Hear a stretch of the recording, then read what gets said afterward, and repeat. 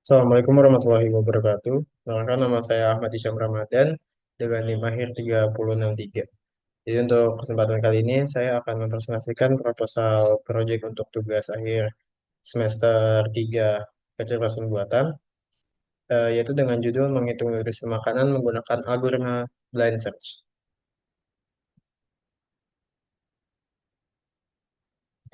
Untuk bab satu pendahuluan, di sini ada latar belakang. Untuk latar belakangnya, di zaman modern ini, kesadaran akan pentingnya hidup sehat dan konsumsi makanan bergizi semakin tumbuh. Banyak orang yang berupaya memastikan asupan nutrisi yang seimbang guna mendukung aktivitas sehari-hari dan menjaga kesehatan. Namun, seringkali informasi tentang kandungan gizi makanan tidak mudah diakses atau perhitungan nutrisinya terasa rumit dan memakan waktu. Oleh karena itu, dibutuhkan sebuah sistem yang mampu menghitung kandungan nutrisi secara otomatis dan akurat. Salah satu pendekatan yang bisa digunakan untuk mengatasi masalah ini adalah melalui algoritma pencarian, khususnya blind search. Algoritma ini melakukan pencarian tanpa informasi awal atau asumsi tentang solusi. Dalam konteks perhitungan nutrisi, algoritma ini bisa digunakan untuk mengeksplorasi berbagai kombinasi makanan dan menghitung nilai gizi berdasarkan data yang tersedia. Pengguna hanya perlu memasukkan jenis makanan yang dikonsumsi dan sistem akan otomatis mencari, menampilkan, dan menghitung kandungan nutrisinya. Penerapan algoritma blind search dalam perhitungan nutrisi sangat menjanjikan, terutama dalam menyederhanakan proses perhitungan yang melibatkan banyak faktor, seperti jenis bahan makanan, porsi, dan kandungan nutrisinya. Dengan teknologi ini, pengguna dapat dengan mudah mengetahui informasi gizi dari makanan mereka, baik untuk diet, manajemen berat badan, maupun pemenuhan kebutuhan nutrisi harian. Sistem ini dapat terhubung dengan basis data makanan yang luas dan diperbarui secara berkala untuk memastikan keakuratan perhitungan. Penggunaan algoritma blind search dalam perhitungan nutrisi juga diharapkan dapat menjadi solusi praktis bagi masyarakat yang memiliki keterbatasan waktu dan pengetahuan dalam menghitung nutrisi secara manual. Dengan adanya sistem ini, perhitungan nutrisi menjadi lebih efisien dan dapat diakses oleh siapa saja, kapan saja, dan tanpa perlu pemahaman mendalam tentang nutrisi. Teknologi ini menawarkan solusi inovatif untuk mendukung gaya hidup sehat serta meningkatkan kesadaran akan pentingnya gizi di kalangan masyarakat. Kemudian tujuan dan manfaatnya. Yang pertama tujuan yaitu pertama merancang sebuah sistem yang dapat secara otomatis menghitung kandungan nutrisi makanan menggunakan algoritma blind search. Yang kedua, menerapkan algoritma blind search untuk menjelajahi basis data makanan dan menentukan kandungan gizi setiap bahan makanan secara akurat. Yang ketiga, memudahkan pengguna dalam memperoleh informasi nutrisi tanpa perlu melakukan perhitungan manual yang rumit. Dan yang keempat, meningkatkan kesadaran masyarakat tentang pentingnya asupan nutrisi dengan menyediakan alat yang praktis dan mudah diakses. Kemudian manfaatnya yang pertama, memudahkan pengguna dalam mendapatkan informasi nutrisi makanan dengan cepat dan tepat. Menghemat waktu dan usaha karena perhitungan nutrisi dilakukan secara otomatis tanpa perlu perhitungan manual. Yang ketiga, membantu pengguna mengelola asupan gizi sesuai dengan kebutuhan kesehatannya. Dan yang terakhir, memperkenalkan solusi inovatif dalam perhitungan nutrisi yang memberikan manfaat bagi masyarakat secara luas.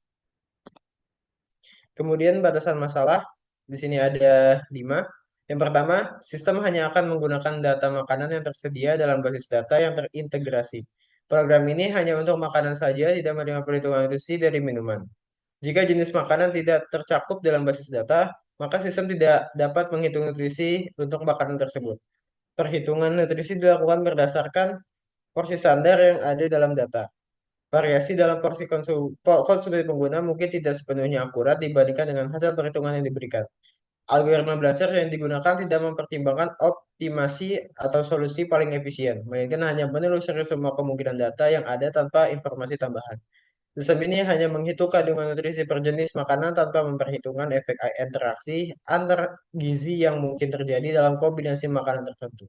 Dan yang terakhir, sistem tidak dirancang untuk mempertimbangkan kondisi kesehatan individu seperti alergi atau penyakit tertentu, sehingga pengguna perlu memastikan sendiri kecocokan asupan gizi dengan kondisi kesehatan mereka. Kemudian masuk ke bab 2, itu pembahasan. Yang pertama di sini ada tinjauan pustaka. Kebutuhan akan aplikasi yang dapat membantu pengguna mengelola pola makan dan mengetahui nilai gizi semakin meningkat seiring dengan kesadaran masyarakat akan kesehatan. Rekomendasi makanan berdasarkan teknologi kecerdasan buatan dapat memberikan saran makanan yang lebih sehat dan membantu mereka mengembangkan kebiasaan makan dan gaya hidup yang baik. Kemudahan inilah yang dapat mendorong serta meningkatkan kesadaran akan kesehatan makanan yang mereka konsumsi. Sebagai pendukung untuk pengembangan aplikasi AI dalam deteksi gizi makanan, diperlukan data nutrisi yang akurat dan terpercaya. Salah satu sumber yang dapat dipercaya banyak orang adalah Food Standards, sebuah badan hukum independen yang didirikan berdasarkan Food Standard Australia New Zealand Act 1991 atau FSANZ. FSANZ adalah bagian dari portofolio kesehatan pemerintah Australia. Database ini mencakup ribuan makanan dan minuman, mulai dari makanan mentah sampai berbagai olahan makanan, dengan rincian nutrisi lengkap seperti protein, lemak, gula, energi, dan lain sebagainya. Tantangan implementasi AI dalam mendeteksi nutrisi terdapat pada akurasi data nutrisi, terutama karena informasi gizi dapat sangat bervariasi tergantung pada cara makanan diproses atau dimasak. Misalnya kandungan kalori atau lemak dalam satu jenis makanan bisa berbeda antara yang digoreng dan dipanggang. Tantangan lainnya adalah keterbatasan database makanan, di mana tidak semua jenis makanan atau masakan tradisional dari berbagai negara tertentu terdaftar dalam database yang tersedia, sehingga mengurangi kemampuan AI untuk memberikan estimasi nutrisi yang akurat. Kemudian landasan teori, pengguna AI Penggunaan AI dalam mendeteksi nutrisi makanan semakin populer dengan pendekatan berbasis teks, di mana pengguna cukup menginputkan nama makanan untuk mendapatkan informasi gizi. AI menggunakan teks yang diberikan pengguna dan mencocokkannya dengan data makanan yang tersedia di basis data nutrisi. Ketika pengguna memasukkan nama makanan, algoritma akan mencari referensi yang relevan dari basis data dan menampilkan informasi nutrisi seperti kalori, protein, lemak, dan energi. Selain itu, basis data nutrisi memainkan peran penting dalam mendukung akurasi hasil yang diberikan oleh AI. Basis data Food Standard Australia New Zealand yang menyediakan informasi rinci tentang kandungan nutrisi dari berbagai jenis makanan dan minuman, mulai dari makanan segar hingga makanan olahan. Informasi ini meliputi kandungan kalori, protein, lemak, dan karbohidrat. AI kemudian menggunakan data ini untuk memberikan estimasi nutrisi berdasarkan input makanan dari pengguna.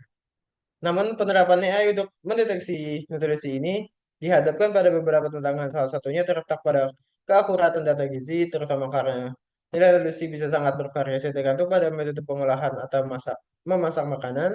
Sebagai contoh, jumlah kalori atau lemak dalam satu jenis makanan dapat berbeda jika digoreng dibandingkan dipanggang.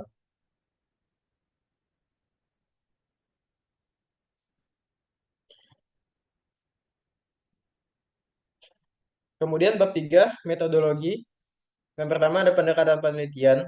Metode yang digunakan dalam penelitian ini adalah eksperimen berbasis komputasi dengan menerapkan algoritma blind search untuk menghitung kandungan nutrisi dalam makanan.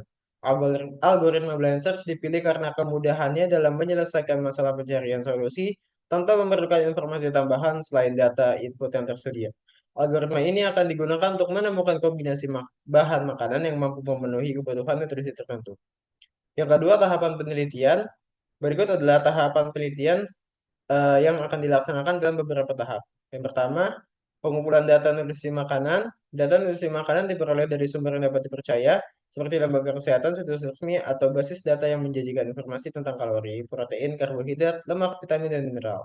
Setiap bahan makanan akan didokumentasikan dalam kandungan nutrisinya per 100 gram. Yang kedua, representasi data. Data makanan yang telah dikumpulkan akan diubah menjadi struktur data yang dapat diproses oleh algoritma. Setiap bahan makanan akan direpresentasikan sebagai not, di mana setiap not ini berisi informasi nutrisi dari makanan tersebut. Yang ketiga ada penggunaan algoritma blind search. Algoritma blind search akan digunakan untuk menemukan kombinasi bahan makanan yang sesuai dengan target nutrisi yang telah ditetapkan. Algoritma ini akan bekerja dengan cara berikut. Melakukan pencarian solusi dengan memeriksa semua kombinasi bahan makanan yang memungkinkan. Dan yang kedua, algoritma ini akan terus mengevaluasi tiap kombinasi hingga ditemukan kombinasi yang memenuhi atau paling mendekati target nutrisi yang telah ditentukan. Kemudian yang keempat, ada evolusi solusi. Setelah algoritma menemukan kombinasi bahan makanan, solusi tersebut akan dievaluasi berdasarkan parameter nutrisi utama seperti kalori total, protein, karbohidrat, lemak, dan zat gizi lainnya. Solusi yang paling optimal adalah yang mendekati atau memenuhi kebutuhan gizi yang telah ditentukan sebelumnya. Kemudian algoritma blind search yang digunakan dalam penelitian ini meliputi dua jenis pencarian dasar, yaitu yang pertama ada breadth first search atau BFS. Untuk pencarian ini dilakukan dengan memeriksa setiap node pada level yang sama terlebih dahulu sebelum melanjutkan ke level berikutnya. Algoritma ini efektif untuk memastikan solusi ditemukan dengan langkah yang paling pendek, namun membutuhkan kapasitas memori yang besar. Kemudian yang kedua ada depth first search atau DFS. Pencarian ini dilakukan dengan menelusuri satu cabang pohon hingga mencapai kedalaman maksimum sebelum beralih ke cabang lainnya. Algoritma ini lebih efisien dalam penggunaan memori namun tidak menjamin solusi yang optimal. Dalam penelitian ini, kedua algoritma itu akan diuji untuk menentukan mana yang lebih efisien dalam menemukan kombinasi makanan yang memenuhi kriteria nutrisi. Kemudian masuk keempat, alat dan bahan. Untuk alat dan bahan yang akan digunakan dalam penelitian ini adalah sebagai berikut. Untuk perangkat lunak, di sini menggunakan Python dengan pustaka atau library pendukung seperti NumPy, Pandas, dan Scikit-learn untuk pemrosesan data dan implementasi algoritma. Dan yang kedua database dari nutrisi makanan yang sudah dikumpulkan. Kemudian untuk perangkat kerasnya, di sini menggunakan komputer atau laptop yang mampu menjalankan algoritma secara efisien. Dan kelima, desain eksperimen. Eksperimen ini akan dirancang dalam beberapa skenario dengan kebutuhan nutrisi yang berbeda-beda seperti kebutuhan nutrisi untuk individu dewasa dengan aktivitas fisik normal, serta kebutuhan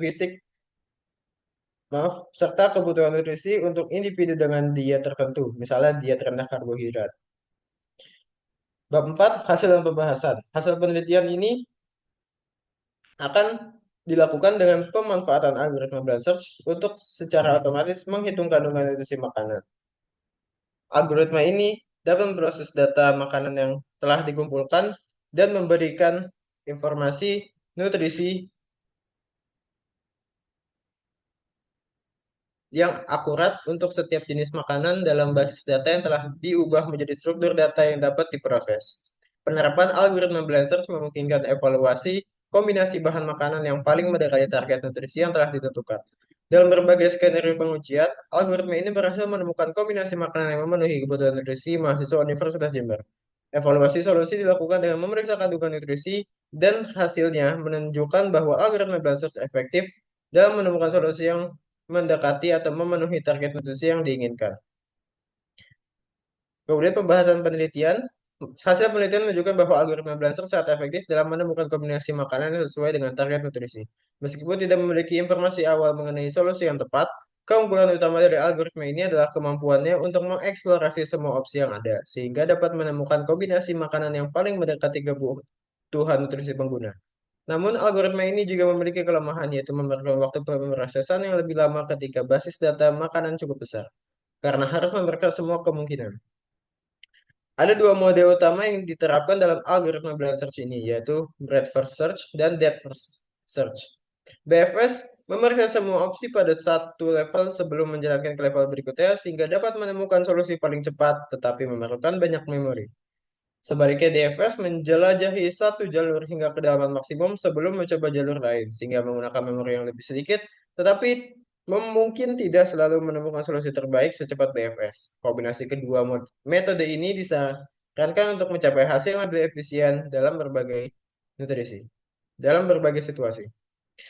Keakuratan hasil perhitungan sangat bergantung pada data nutrisi yang dimasukkan ke dalam sistem. Jika informasi mengenai makanan tidak lengkap atau tidak tersedia dalam basis data, sistem tidak akan memberikan informasi yang tepat. Oleh karena itu, sangat penting untuk memperbarui data dan memperluas data akan agar sistem tetap akurat dan bermanfaat bagi pengguna.